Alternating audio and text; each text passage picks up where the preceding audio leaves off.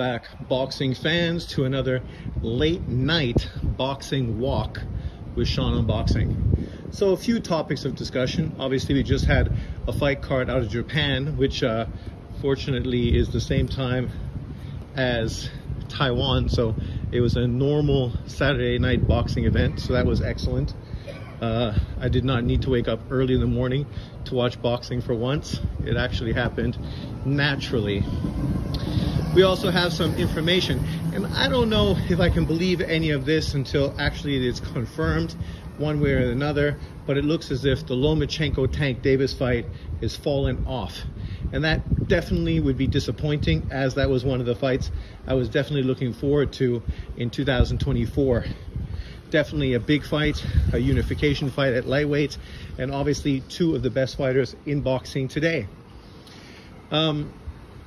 We've heard rumors here and there prior from Tank Davis's team, which was reported to be just a lie coming from his team, saying that Lomachenko wanted to step aside to allow Shakur Stevens the opportunity to take the fight, which was exposed as just a lie from Tank Davis's team.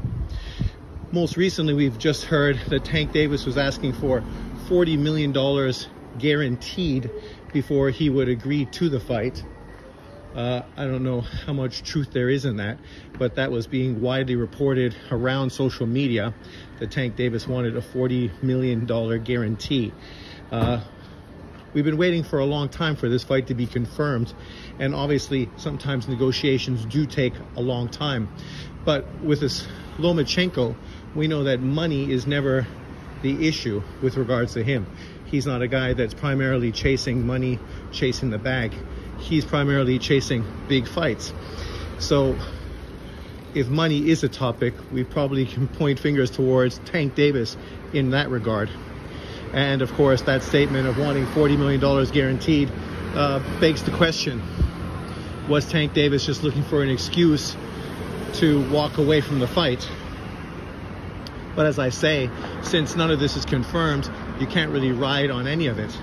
I just heard on Fannon's channel, and obviously anything Fannon reports, you have to take with a grain of salt as well. And he just reported that Lomachenko's manager, Klimas, basically has said that Lomachenko is not really motivated at this time and is going to take the rest of the year off, and obviously will evaluate things later on to see if he's motivated for such a fight of this magnitude. And I don't know how much of that's true or not. Obviously, Lomachenko has talked about being prepared to retire. Obviously, emotionally, the Devin Haney loss, which he obviously worked hard for and felt that he won and was very disappointed with the results, really played out emotionally on him. He did bounce back, get the victory in the belt versus Kambosos, but that might have been the simple thing that he was telling his son, that he was going to win a world title, and maybe that's the end of his motivation as far as boxing is concerned. And it would not be a surprise. We've seen other fighters retire, like Andre Ward, coming off of big fights, walking away from bigger fights available to him. It would be disappointing. Obviously, me, a Lomachenko fan, I hope to get as many opportunities to see Lomachenko fight as I can before his untimely retirement from the sport of boxing. But once again, you know, everybody's an individual and has their own goals and plans. And obviously his kids are getting older, and that is his focus right now. His country is still in war with Russia.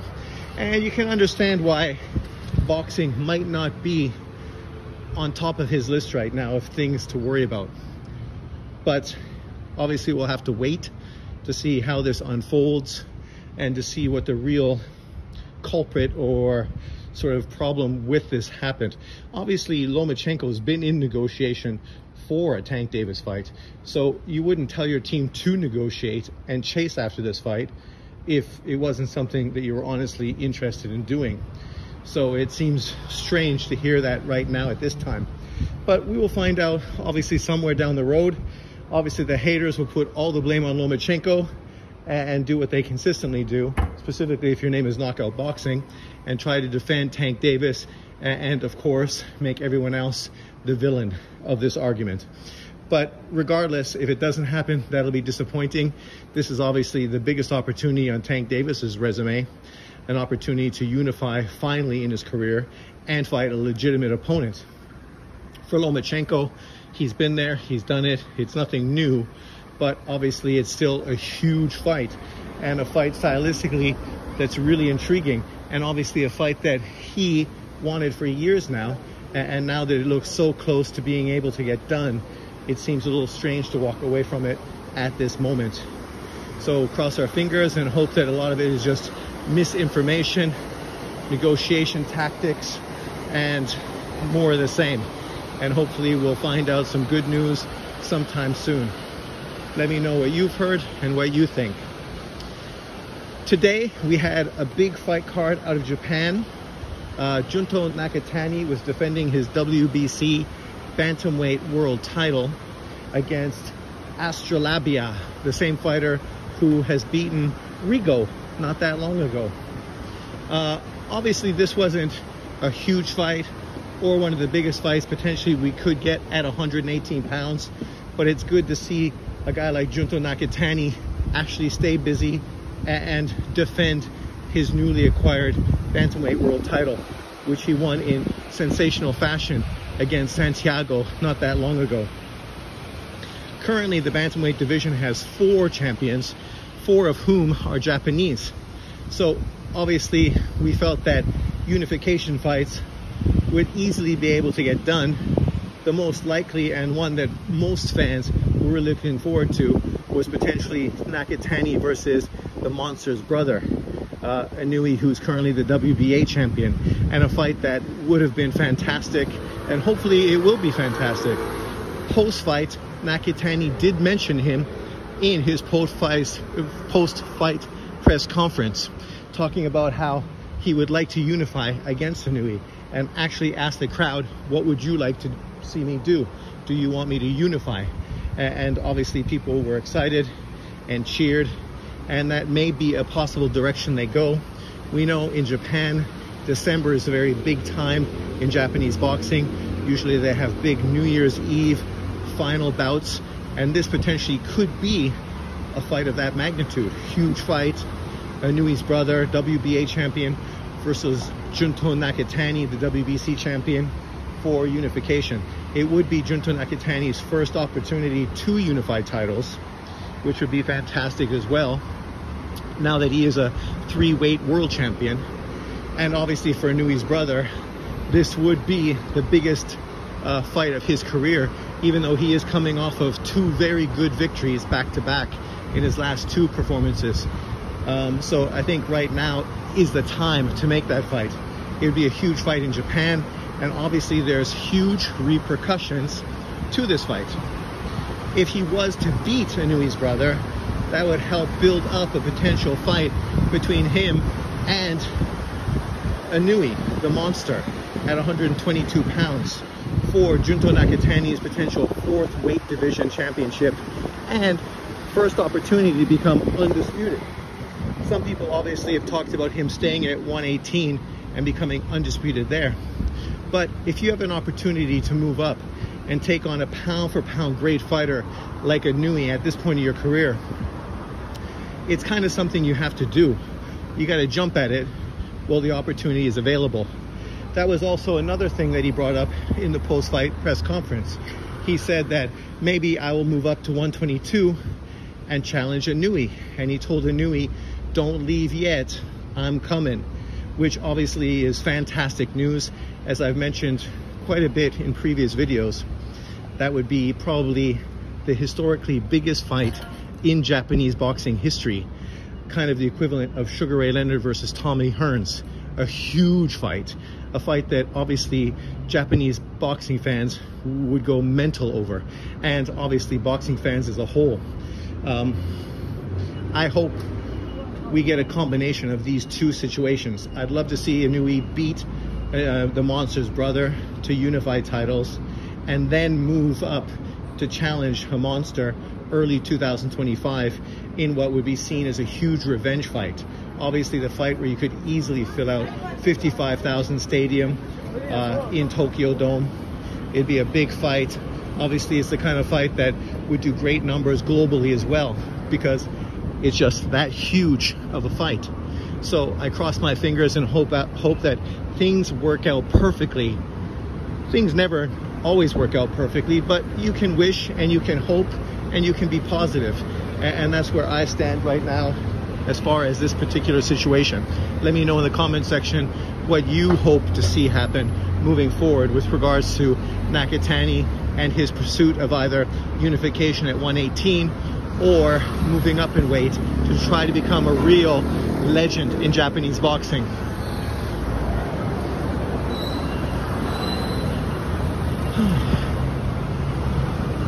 That girl, super cute. Oh my God. But let's move forward.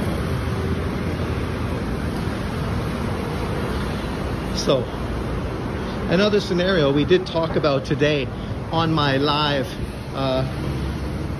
watch along video, we talked about Bam Rodriguez being in play as well. Obviously, Bam Rodriguez and Junto Nakatani have been passing one another for a while. When Bam Rodriguez moved up to 115 pounds, he jumps past Nakatani at 112 to become a world champion, a WBC world champion at 115 pounds. Then when Junto Nakatani moved up to become a two-way world champion, Bam Rodriguez moved back down to 112 pounds, thus missing an opportunity to potentially fight one another there. And then, of course, most recently, Junto Nakatani just moved up to 118 pounds, and Bam Rodriguez has moved back up to 115 pounds and has talked about becoming undisputed at 115. But the scenario remains the same with regards to him. If he has a huge opportunity to move up to become a three-weight world champion and take on a pound-for-pound quality opponent like Junto Nakatani, a fighter who trains in America and obviously is affiliated in some way to the United States, making a potential fight in the US between Junto and Bam a reality, something you wouldn't get with Inoue versus Nakatani. You could see why American audiences might be more interested in this fight working out in that favor. For me, both scenarios are fantastic.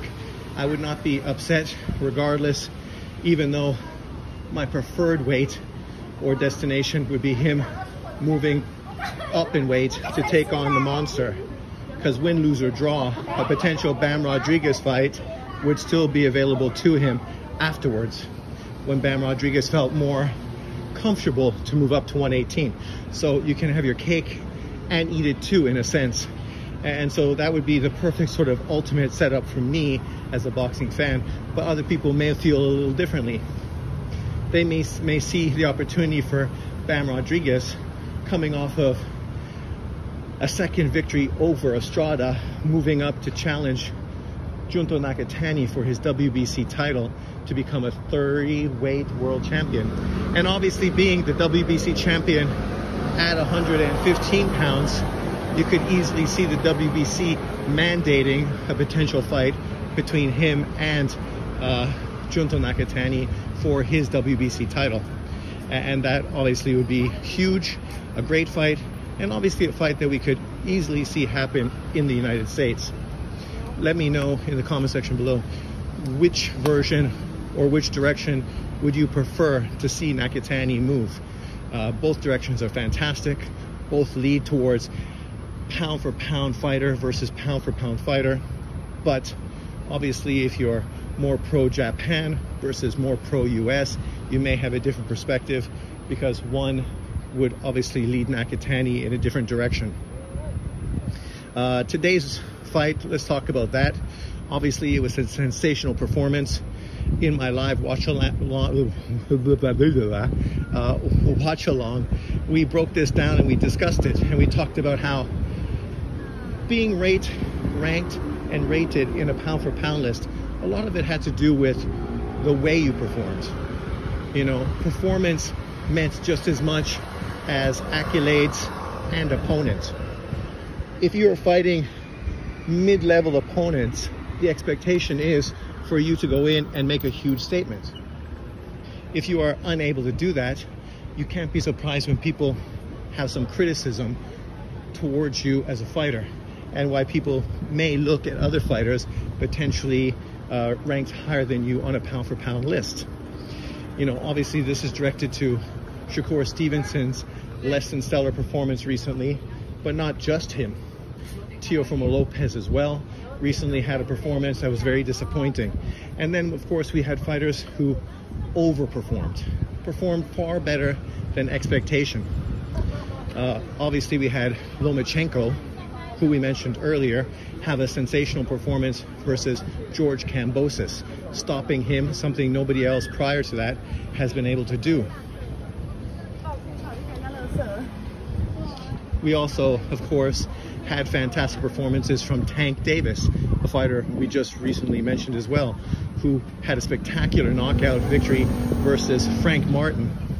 Obviously the reason why we're so excited about a potential matchup between Tank Davis and Vasily Lomachenko is a lot of it based on their performances this year. We also had fighters such as Nui score a sensational knockout versus Luis Neri and others. And fighters like Canelo Alvarez have less than stellar performances in his most recent performances. And because of this, obviously this determines a lot where people rank on pound-for-pound lists, because some people are able to step up their level and perform well above expectation, while others are disappointing and performing well below what boxing fans expect, especially depending on the level of opposition they're in with. So this does, in my mind, determine where people rank on a pound-for-pound list, and does heavily lean certain fighters higher on the list than others. Obviously, we saw that Bud Crawford had huge praise after his Errol Spence victory. We just gave Usyk huge praise based on his performance versus Tyson Fury. We had huge praise, of course, for Inoue when he beat and stopped Stephen Fulton as well. So you can see the trend. People that step up and perform well above expectation obviously reap the benefit of those performances. And that just seems to be natural. It seems to be something that we notice in all sports. When people perform well above the expectation, you cheer for them, praise them, and give them accolades because of those performances. Some people don't feel the pressure and they look past the pressure and perform better than others. Other people fold under the pressure and often perform at a lower level. And so that obviously does go into pound-for-pound rankings and where people are listed. Saturday night in Taiwan. There you go. But I will leave it at that as I'm on my evening walk. Leave your comments below. Thanks for watching. Remember to like, subscribe, and share. And I will see you next time. Peace out.